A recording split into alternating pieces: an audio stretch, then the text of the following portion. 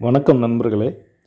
கலைஞர் மேடையெல்லாம் பேசும்போது அப்பப்போ சில குட்டி கதைகளை குறும்பாக சொல்லுவார். அப்படிப்பட்ட ஒரு சில கதைகளை இந்த வீடியோவில் போட்டிருக்கேன்.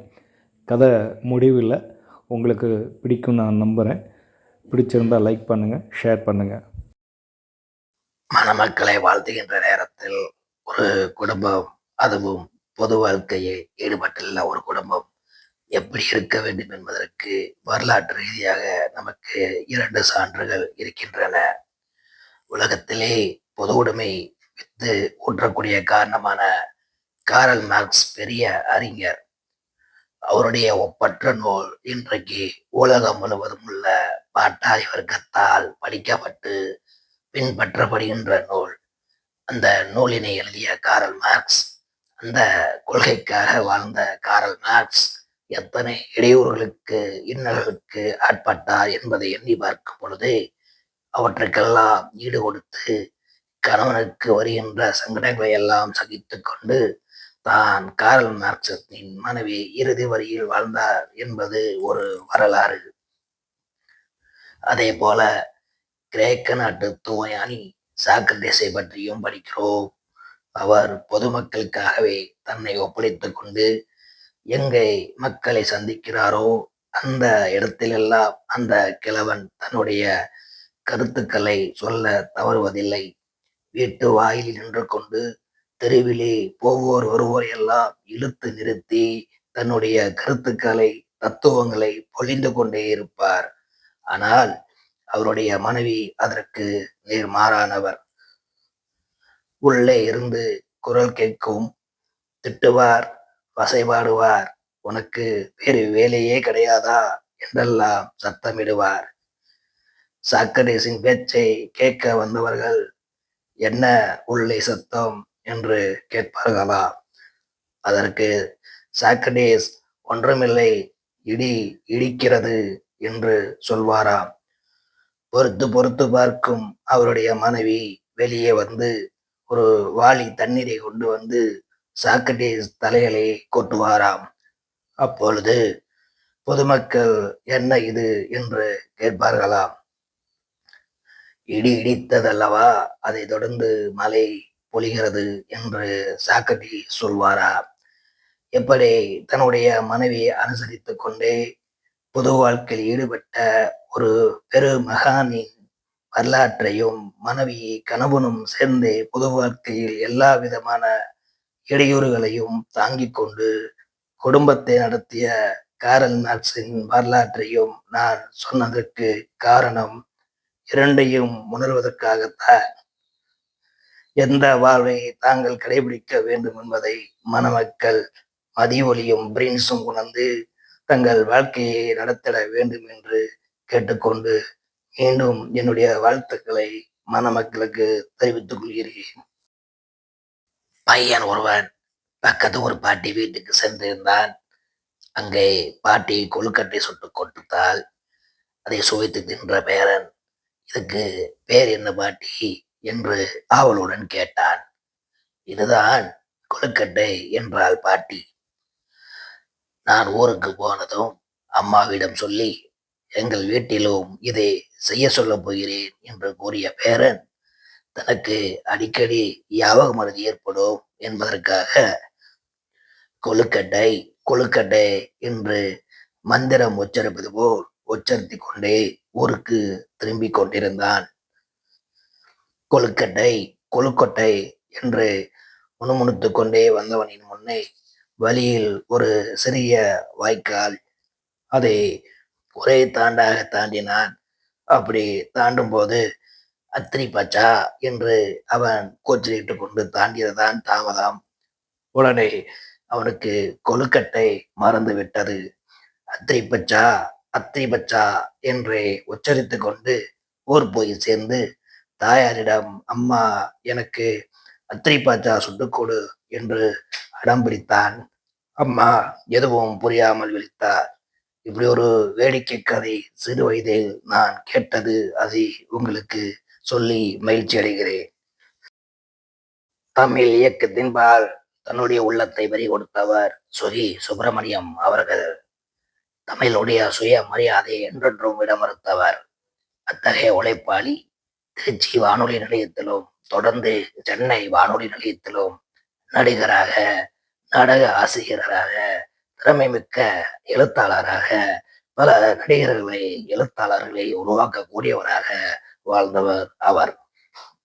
அவருடைய குடும்பமே எழுத்தாளர் குடும்பம். அவரது துணைவியார், அவருடைய மகள்கள், அவருடைய மருமகன் அத்தனை பேரும் எழுத்தாளர்களாக இருக்கிறார்கள். அந்த குடும்பத்து தொகுப்பு நூலில் முதல் கட்டுரைக்கு கொடுக்கப்பட்டிருக்கிற தலைப்பே தமிழன் என்று சொல்லடா, தமிழன் என்று சொல்லடா, தலை நிமிர்ந்து நில்லடா என்று சொல்லிக் கொண்டுதான் இருக்கிறோம். இருக்கிறானோ இல்லையோ, தலை நிமிர்ந்து நில்லடா என்று சொன்னால் அந்த கட்டுரைக்கு தலைப்பு தமிழன் என்று சொல்லடா என்பதோடு முடித்திருக்கிறார் போலும். அதில் ஒரு சிறுகதை, வெள்ளையன் காலம். அந்த வெள்ளையன் காலத்தில் ஸ்டோன் என்கிற ஒரு நீதிபதி மற்றும் ஒரு குமாஸ்தா, அவர் பெயர் குமரகுருபரர். வெள்ளை நீதிபதி தமிழ்நாட்டிலே தன்னுடைய பணியை ஆற்ற வேண்டிய காரணத்தால் தமிழை கற்க விரும்புகிறார். அது இவருக்கு அவசியமாக ஏற்பட்டது அப்போது. எனவே தமிழ் கற்றார். குமாஸ்தாவாக இருந்த குமரகுருபரை தனக்கு தமிழ் ஆசிரியராக ஏற்றுக்கொண்டார். தமிழ் பாடம் சொல்லிக் கொடுக்க நீதிபதியின் வீட்டிற்கு குமாஸ்தா செல்லும் போதெல்லாம் நீதிபதி எழுந்து நின்று வரவேற்று உபசரித்து சமமாக நாற்காலியில் போட்டு அவர் எந்த அளவிற்கு பணிவோடு பாடம் கற்க வேண்டுமோ அப்படி பாடம் கற்கின்ற மாணவராக அந்த குமாஸ்தாவிடம் நீதிபதி ஸ்டோன் நடந்து கொண்டார். நீதிபதி ஒரு குமாஸ்தாவிடத்திலே இவ்வளவு பணிவாக நடிக்கிறார் என்றால் தமிழுக்கு கிடைத்த பெருமை அல்லவா என்று அவர் மனம் கழித்தார், உபயோக கொண்டார். ஒரு நாள் இந்த பாடம் சொல்லித் தரும் காட்சியை ஒரு டெப்டி கலெக்டர் பார்த்தார். அவர் தமிழர், பெயர் சாம்பசிவம். அவருக்கு ஒரே எரிச்சல். நீதிபதி எவ்வளவு பணிவாக பாடம் இருக்கிறார், சமமாக இந்த குமாஸ்தாவும் இந்த நாற்காலில் உட்கார்ந்து கொண்டு பாடம் சொல்லிக் கொடுக்கிறார் என்ற போராமை அத்தமிழருக்கு ஏற்பட்டது. வெள்ளைக்காரன் தமிழுக்கு பணிந்தான், தமிழனுக்கு போராமை. ஐயோ, தமிழனுக்கு பணிந்து உட்கார்ந்திருக்கிறானே என்கிற போராமை.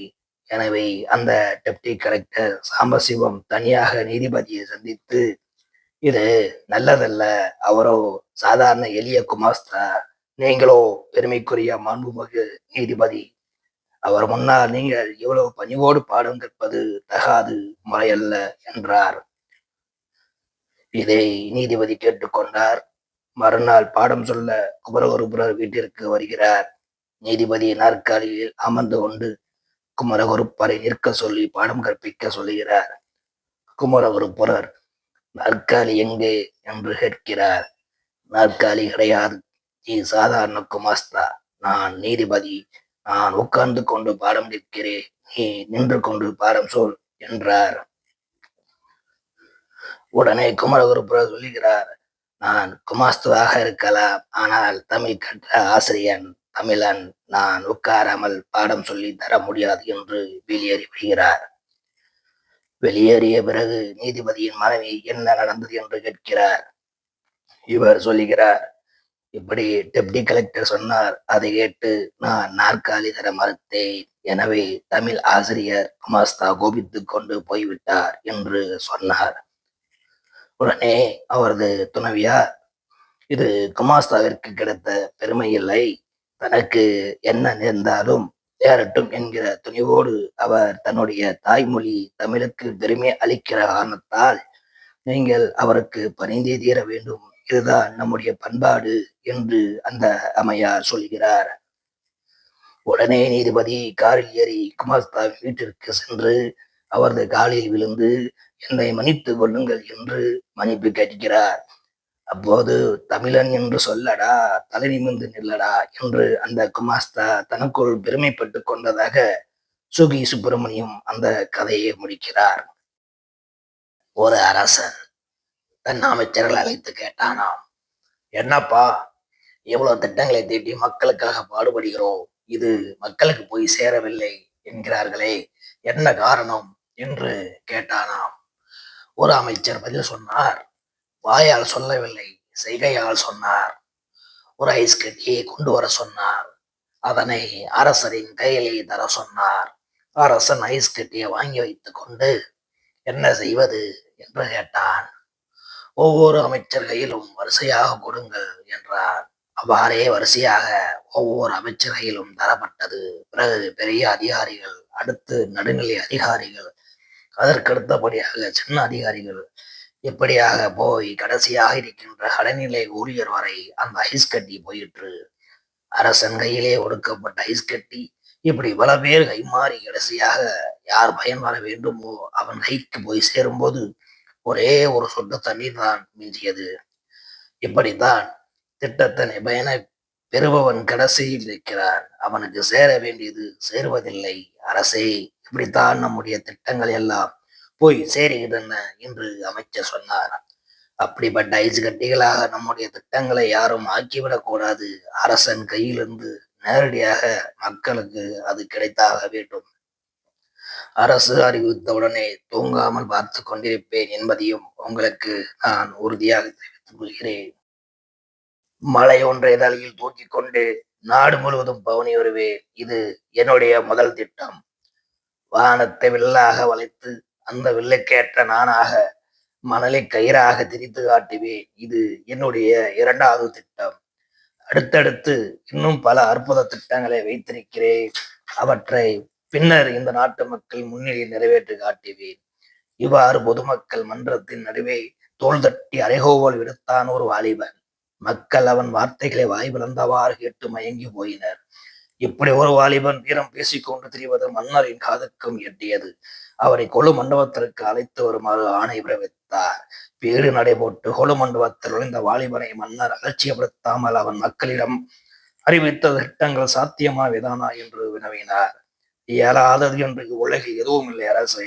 நான் அறிவித்த திட்டங்களை நிச்சயமாக நிறைவேற்றுவேன் என்று நிமிர்ந்து நின்று முழங்கினான் அந்த வாலிபன். அப்படியானால் வீரமிக்க வாலிபனே, உன் முதல் திட்டத்தை என் எதிரில் செய்து காட்டுக தயார்தானா?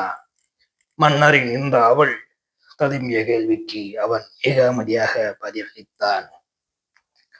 மன்னவா, எதற்கும் சில வசதி வாய்ப்புகள் வேண்டுமென்றோ நான் நாட்டு மக்களிடமும் தங்களின் திருமணம் கோரிய செயல்களை நிறைவேற்றிய தீருவேன்.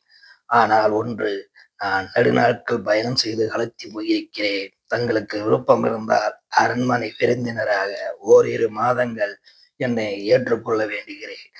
உடலில் வலிவு மிகுந்ததும் என்னுடைய முதல் திட்டமான மலையை தலையில் தூக்கும் காரியத்தை செய்து காட்டுகிறேன் என்றான். மன்னர் மகிழ்ச்சியுடன் அவன் வேண்டுகோளை ஏற்றுக்கொண்டார். ஓரிரு மாதங்கள் என்ன, 3 மாதங்கள் முழுமையான காலம் எடுத்துக்கொள்க. அந்த 3 மாத காலமும் அரண்மனையில் உனக்கு தேவையான வசதிகள் அனைத்தும் வழங்கப்படும் என கோரி அவனை தட்டி கொடுத்தார். வாலிபனின் வீர செயல்களை காண பொதுமக்கள் நாட்களை எண்ணிக்கொண்டிருந்தனர். அவனுக்கு அரண்மனையின் உல்லாசமான வாழ்க்கை, உடலுக்கு வலிவு தரும் உணவு வகைகள், உள்ளத்திற்கு களிப்பூட்டும் பானங்கள், கேட்டதெல்லாம் கிடைத்தது. அவன் வெளியிட்ட திட்டங்களை நிறைவேற்றி விடுவேயானால் அவனையே தனது படையின் தலைமை தளபதியாக நியமித்துக் கொள்ளப் போவதாக மன்னர் அமைச்சர்களிடம் சொல்லிக் கொண்டிருந்தார். 3 மாதங்கள் முடிவுற்றன. முதல் திட்டமான மலையை தலையில் தூக்கி கொண்டு நடக்கும் திட்டம் நிறைவேற்றப்படுவதற்கான நாள் அறிவிக்கப்பட்டது. நாடு முழுவதும் மலை அடிவாரத்தில் கூடியது. மன்னரும் அமைச்சர் பெருமக்களும் அரண்மனை அலுவலரும் தத்தமக்குரிய இடங்களில் அமர்ந்திருந்தனர். வாலிபன் வண்ணரத ஒன்றில் வந்து இறங்கினான். அவன் மேனி புது புலிவுடன் வலிவுடனும் விளங்கியது. 3 மாத கால அரண்மனை வாசத்தின் விளைவு அவன் உடற்கட்டில் நன்கு தெரிந்தது. அவனை கண்ட மன்னரும் மக்களும் கையொலி செய்து வரவேற்றனர். முரசுகள் அதிர்ந்தன, இசைக்கருவிகள் ஒலித்தன. வாலிபன் தன் இரு கைகளையும் உயர்த்தினான். அனைத்து ஒலிகளும் நின்று அமைதி நிலைவிற்று அவன் மலையின் அடிவாரம் நோக்கி சென்றான். அனைவரது வெளிகளும் இமைக்காமல் நடக்கப் போகும் நிகழ்ச்சியை உற்று நோக்கி கொண்டிருந்தன. நான் மலையை தலையில் தூக்கி கொண்டு நடக்க தயார் என்று கோவினான் அவன். ஒரே மகிழ்ச்சி, ஆரவாரம். ஆனால் நடந்தது என்ன? அவன் மலையை தூக்கவில்லை. திரும்ப திரும்ப நான் மலையை தலையில் தூக்கி கொண்டு நடக்க தயார் என்பதையே சொல்லிக் கொண்டிருந்தார். அந்த சொற்களையே கேட்டு கேட்டு அழுத்து விட்ட அனைவரும் அவனை நெருங்கி சென்றனர். ஏன் அதையே சொல்லிக் கொண்டிருக்கிறாய், செய்து காட்டு என்று மன்னர் உரத்த குரலில் கூறினார். அண்ணா, மலையை தலையில் தூக்கி கொண்டு நடப்பதாகத்தான் சொன்னேன். அதை மறந்து விடாதீர்கள். நீங்கள் எல்லோரும் ஒன்று சேர்ந்து இப்போது இந்த மலையை என் தலையில் தூக்கி வையுங்கள். அதை தூக்கி கொண்டு நாடு முழுவதும் நடக்கின்றனா இல்லையா என்பதை பிறகு பாருங்கள். இவனை கைது செய்யுங்கள் என்று மன்னர் உருமினார் சிறுத்தை போல. என்னை இனிமேல் என்ன வேண்டுமானால் செய்து கொள்ளுங்கள். ஆனால் ஒன்று, நான் என் நண்பர்களிடமும் மனைவியிடமும் செய்த சபதத்தை நிறைவேற்றி விட்டேன். அதாவது அரண்மனையில் முக்கியமான விருந்தினராக 1 மாதமாவது இருந்து விட்டு வருகிறேன் என்று சபதம் செய்தேன். அது நிறைவேறிவிட்டது. புன்முறுவல் முகத்தில் பூத்திட அந்த வாலிபன் அச்சமின்றி பதிலளித்தார். அடே, அப்படி ஒரு ஆசை இருந்தால் உன்னால் செய்ய முடிந்ததை சொல்லி அதற்கு பரிசாக அரண்மனையில் தின்று தொலைத்திருக்கலாமே என்று மன்னர் கடிந்து கொண்டார். செய்யக்கூடியதை சொன்னால் அப்படி சொல்கிறவனை யார் மதிக்கிறார்கள் அரசே?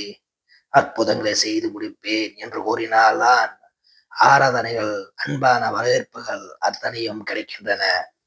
வாலிபரின் பதிலை கேட்ட மன்னர் வெகுண்டெழுந்து, ஓஹோ, அதற்காக தான் இங்கு ஏமாற்றினாயோ என்று கர்ஜித்தார். அரசர்க்கரசே, நான் இந்த நாட்டுக்குள் நுழையும் போதே இங்கு திருக்குறள் புழக்கத்தில் உள்ளதா என்று விசாரித்தேன். அரசரோ அறியார் திருக்குறளை என கேள்வியுற்றதும் என் முயற்சியில் துணிவுடன் இறங்கினேன். திருக்குறளை படித்திருந்தால் தாங்களும் சரி, தங்கள் நாட்டு மக்களும் சரி, என் கூற்றினை ஒப்புக்கொண்டிருக்க மாட்டீர்கள். எப்படி? வாலிபன் பதிலளித்தான். அப்படி என்ன இருக்கிறது அந்த குறளில்? இது மன்னரின் கேள்வி. வாலிபன் கூறிய குறள் இதுதான். சொல்லுதல் யாருக்கும் எளிய அறியர்வாம், சொல்லிய வண்ணம் செயல். ஒரு செயலை செய்து முடிப்பேன் என்று வாயளவில் கூறிவிடுவது யாருக்கும் மிக எளிது. ஆனால் சொல்லியவாறு அச்செயலை முடிப்பது எளிதானதல்ல, அரிதானதாகும் என்பது இந்த குறளுக்கு பொருள். 20,000 வராகன் பொன் கொடுத்தால் இந்திரலோகத்து பட்டாரை கொண்டு வருகிறேன் என்று தென்னாலிராமன் அரசரிடம் சொன்னான். அவ்வாறே பொன் கொடுக்கப்பட்டது. நீண்ட நாள் கழித்து தென்னாலிராமன் அரசவைக்கு வந்தார். மன்னன் ஆவலுடன் இந்திரலோகத்து பட்டு எங்கே என்று கேட்டான். இதோ இருக்கிறது அரசே என்று சொல்லிக்கொண்டே பட்டை விரித்து அளப்பது போல் வெறுங்கை கொண்டு அளந்தவாறு 1 முழம் 2 முழம் என்று சொல்லிக்கொண்டே இருந்தான். அரசனோ திகைத்தான், அவையோ திகைத்தனர். இந்த பட்டு கற்புடைய மனைவியே பெற்ற கணவர்களின் கண்களுக்கு மட்டுமே தெரியும் அரசை, தங்கள் கண்களுக்கு தெரிகிறதா என்று ராமன் கேட்டான். பாவம், அரசன் என்ன சொல்ல முடியும்? அரசனை முந்திக் கொண்டு அவையோர் அனைவரும் ஒருமித்த குரலில், எங்கள் கண்களுக்கு தெரிகிறது தெரிகிறது, அற்புதமான பட்டு என்றனர். அரசனும், ஆமாம், என் கண்ணுக்கும் நன்றாக தெரிகிறது என்றான். பெருங்கையால் முழம் போடுவதற்கு இப்படி ஒரு பழங்கதை உண்டு. இதைத்தான் பெருங்கை முழம் போடும் என்கின்றனர். இந்த கதைகளை கேட்ட நண்பர்கள் அனைவருக்கும் எனது அன்பார்ந்த நன்றிகள். அது மட்டும் இல்லை, இந்த கலைஞர் ஐயாவின் குரலில் என்னுடைய குரலில் அதை முயற்சி செய்து பேசியிருக்கிறேன். இது எப்படி இருந்துச்சு அப்படிங்கிறத முடிஞ்சால் கமெண்ட் பண்ணுங்கள். நன்றி.